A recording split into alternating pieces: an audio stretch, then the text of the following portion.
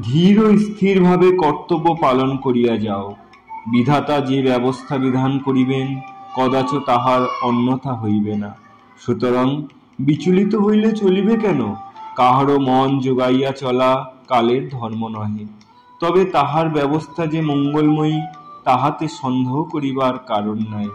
বিপদে সম্পদে নাম লও, চিত্তের একই প্রকার ভাব রক্ষা করিতে দৃঢ় হও, সর্বাবস্থায় শরণাগত ভাবে তাহার জয় উচ্চারণ করো। বিপদ দেহের নিত্য সঙ্গী, মায়ার সংসারে সবই ক্ষণভঙ্গুর। কখন কোন দিক দিয়া বিপদ আসিবে ঠিক নাই। জীবের সমুদ্রে শয্যা। সুতরাং শিশিরে অস্থির হইলে সংসার করিবে কি রূপে? কেবল নাম লও, আপনা হইতে গলিবে প্রাণ।